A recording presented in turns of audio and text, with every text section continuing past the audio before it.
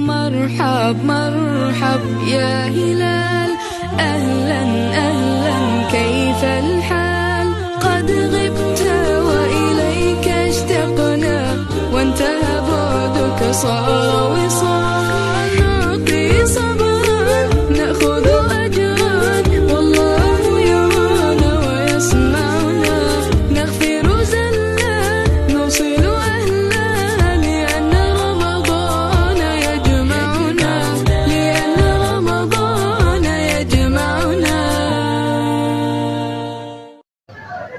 Assalamualaikum warahmatullahi wabarakatuh. Apa kabar ayah bunda dan anak solih soliha? Semoga kalian semua selalu dalam keadaan sehat walafiat dan selalu dalam lindungan Allah Subhanahu wa Ta'ala. Amin. Alhamdulillah, alhamdulillahilladzi ala umuri dunya wadin. Wassalatu wassalamu ala asrofil anbiya wal mursalin wa ala alihi wa sahbihi ajmain. Rabbi shrahli sodri wa yassirli amri wahlul uqdatam min lisani yafqahu qawli amma ba'du. Pertama dan yang utama, marilah kita panjatkan puji syukur kita kehadirat Allah Subhanahu wa Ta'ala yang telah melimpahkan nikmat, rahmat dan barokahnya kepada kita semuanya. Sholawat dan salam tak lupa marilah kita sanjungkan ke junjungan Nabi besar kita, yaitu Nabi Muhammad Sallallahu Alaihi Wasallam. Semoga kita selalu istiqomah di jalannya dan kita mendapatkan syafaat di yaumil akhir nanti. Amin. Untuk kesempatan kali ini, Ibu akan menyampaikan kultum dengan tema yaitu salah satu sahabat Rasul yang bernama Salabah. Salabah awalnya adalah orang yang miskin namun taat beribadah kepada Allah dan selalu istiqomah di jalannya Allah, namun pada akhirnya Salabah zakatnya tidak diterima oleh Allah maupun Rasul. Mau tahu cerita yang selanjutnya? Jangan lupa disimak dari awal sampai akhir. Allah berfirman dalam surat At-Taubah ayat 75 dan 76. Dan di antara mereka ada yang berikrar kepada Allah, jika mereka diberikan sebagian karunia-Nya, maka mereka akan bersedekah dan termasuk orang-orang yang soleh. Maka Allah memberikan sebagian karunia-Nya kepadanya dan mereka menjadi kikir dan ingkar kepada Allah. Mereka berpaling dan mereka adalah orang-orang yang membelakangi. Surat At-Taubah ayat 75 dan 76. Salabah dulunya adalah orang yang miskin, yang taat kepada Allah, yang selalu beribadah kepada Allah, sehingga dikatakan keningnya seperti lutut unta karena seringnya bersujud di tanah-tanah dan di batu. Nah, tapi ada keanehan di dalam sifat atau sikap Salabah tersebut, yaitu Salabah itu selalu sholat berjamaah bersama sahabat-sahabat Rasul, bersama Rasul. Tapi ketika setelah sholat, Salabah selalu meninggalkan masjid dan tidak berzikir maupun tidak berdoa kepada Allah. Dan hal ini membuat pertanyaan untuk sahabat-sahabat Rasul maupun Rasulullah. Dan suatu saat setelah sholat, Salabah itu minta izin untuk pulang.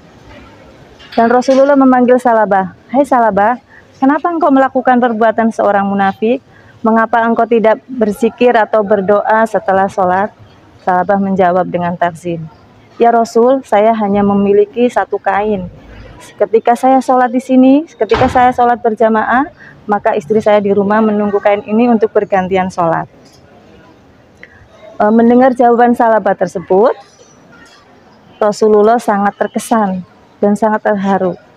Kemudian Salabah pulang, dan untuk keesokan harinya Salabah menghampiri Rasul atau menemui Rasul agar memiliki banyak harta atau memiliki harta untuk agar lebih baik lagi. Dan Salabah keesokan harinya menemui Rasulullah, yaitu untuk meminta agar Rasulullah mendoakan Salabah agar mempunyai harta. Dan Rasulullah menjawab, "Hai Salabah, sedikit yang engkau miliki engkau syukuri itu lebih baik daripada banyak engkau tidak dapat mensyukurinya dan engkau tidak dapat menanggungnya. Mendengar jawaban tersebut, Salabah kemudian pulang. Namun di hati Salabah masih ingin sekali meminta doa kepada Rasulullah agar dia menjadi orang yang kaya atau memiliki harta. Dan untuk keesokan harinya lagi, Salabah menemui Rasulullah kembali agar Rasulullah mendoakannya. Ya Rasul, doakan saya agar saya memiliki banyak harta. Terus Rasulullah menjawab, "Hai Salabah, apakah engkau tidak ingin meneladani dari Rasul atau nabimu? Apakah engkau tidak melihat Rasul atau nabimu apakah mempunyai banyak harta? Seandainya saya berkehendak gunung-gunung itu berjalan di samping saya menjadi emas dan perak, maka itu akan terjadi. Namun saya tidak seperti itu." Mendengar jawaban itu, Salabah kembali lagi pulang. Namun di hatinya masih ingin sekali menjadi orang yang memiliki banyak harta. Dan untuk keesokan harinya, Salabah menemui kembali Rasulullah. Ya Rasul, doakan saya agar saya memiliki banyak harta, agar saya memiliki harta. Kemudian Salabah berikrar, seandainya Allah memberikan sebagian karunia-Nya kepadaku, seandainya Allah memberikan harta kepadaku, niscaya aku akan memberikan sebagian hak mereka yang menerimanya dan aku menjadi orang yang saleh. Mendengar sumpah itu, maka Rasulullah menyetujui untuk mendoakan Salabah. Kemudian Rasulullah mengangkat kedua tangannya dan berdoa semoga Salabah diberikan harta oleh Allah. Dan niscaya doa seorang Rasul dikabulkan oleh Allah. Maka setelah itu Rasulullah memberikan domba kepada Salabah untuk diternaknya. Dan kemudian Salabah pulang dan membawa ternak tersebut, yaitu membawa domba tersebut. Salabah dengan ulet, dengan tekun, dan dengan semangat memelihara ternak tersebut hingga berkembang biak seperti berkembang biaknya ulat. Dari 1 menjadi 3, dari 3 menjadi 5, dan semakin banyak lagi. Dan dengan kesibukan tersebut, dengan banyaknya domba-domba tersebut, Salabah lambat laun melalaikan kewajibannya kepada Allah. Melalaikan untuk beribadah kepada Allah. Yang dahulunya Salabah selalu sholat berjamaah bersama Rasul dan sahabatnya, lambat laun meninggalkan sholat jamaahnya. Yaitu sholat jamaah hanya dilakukan waktu asar dan duhur saja. Waktu yang lain dilakukan di antara domba-domba tersebut. Nah, hal ini membuat Rasulullah dan para sahabatnya bertanya, kemana Salabah ini nggak pernah atau tidak pernah kelihatan. Terus ada yang menjawab, Salabah sekarang sibuk ya Rasul mengurusi domba-dombanya karena domba-domba itu sudah banyak. Yang dulunya tinggal di Madinah di sekitar situ, Salabah kemudian pindah ke suatu lembah. Dan di lembah itu pun ternak-ternaknya sudah sangat banyak sekali. Dan akhirnya pindah ke pinggiran Madinah, dan semakin sibuk yang dulu masih bisa sholat jamaahnya yaitu duhur dan asar masih bisa dikerjakan berjamaah, sekarang tidak lagi. Sekarang hanya sholat Jumat. Namun lambat laun juga sholat Jumat itu tidak dikerjakan lagi. Sholat Jumatnya sudah ditinggalkan. Salabah sudah sibuk dengan domba-domba tersebut. Nah, akhirnya turun perintah zakat dari Allah. Kemudian Rasulullah memerintah sahabat Rasul untuk meminta kepada umatnya yang memiliki harta yang memang sudah harus dikeluarkan zakatnya. Di salah satunya yaitu Salabah. Namun ketika sahabat Rasul datang menghampiri Salabah, Salabah tidak mau memberikan zakatnya. Salabah menjawab, ini adalah jizyah. Ini adalah sejenis jizyah. Ini adalah pajak. Ini adalah pajak.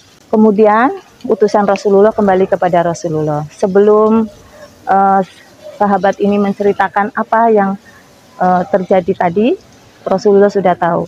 Rasulullah berkata, celakalah Salabah, celakalah Salabah, celakalah Salabah. Dan kemudian setelah beberapa lama akhirnya turun surat At-Taubah, yaitu yang ayat 75 dan 76, yang diantara mereka adalah berikrar kepada Allah, jika Allah memberikan sebagian karunia-Nya kepada mereka, mereka akan memberikan atau bersedekah dan menjadi orang-orang yang solih. Maka setelah Allah memberikan sebagian karunia-Nya kepada mereka, mereka kikir, mereka ingkar, mereka berpaling dan membelakangi, yaitu membelakangi surat At-Taubah ayat 75 dan 76 tadi itu. Nah, dari sifat salabah ini, baiknya kita bisa mengambil ibrahnya atau pelajarannya. Karena ada beberapa sahabat Rasul yang perlu kita teladani, namun ada beberapa sahabat Rasul yang perlu kita ambil ibrah dan pelajarannya. Yaitu, ketika kita diberikan sedikit oleh Allah, itu yang terbaik untuk kita. Dan kita tetap beribadah kepada Allah, taat kepada Allah. Dan kita seandainya diberikan banyak, kita juga tetap harus menunaikan apa kewajiban kita kepada Allah, kepada Rasul. Bukan semakin ingkar kepada Allah dan Rasul. Nah, dari surat At-Taubah ini atau dari sikap salabah ini adalah termasuk orang yang munafik. Yaitu ketika dia berjanji, dia ingkar. Ketika dia berkata, dia dusta. Ketika dia diberi amanah, dia khianat. Dan semoga kita terhindar dari sifat-sifat tersebut dan kita selamat dunia dan akhirat. Karena pada akhirnya zakat salabah tidak diterima oleh Allah, tidak diterima oleh Rasul, dan sampai khalifah berikutnya Abu Bakar, terus yang terakhir Utsman juga tidak mau menerima zakat tersebut. Maka celakalah salabah yang sudah ingkar kepada Allah, kepada Rasulnya. Yang awalnya dia sudah berjanji ingin seandainya diberikan harta, akan selalu bersyukur kepada Allah, beribadah kepada Allah, namun akhirnya dia termasuk orang yang kufur nikmat. Semoga kita terhindar dari semuanya itu. Mungkin itu saja yang Ibu sampaikan, kurang lebihnya mohon maaf. Wassalamualaikum warahmatullahi wabarakatuh.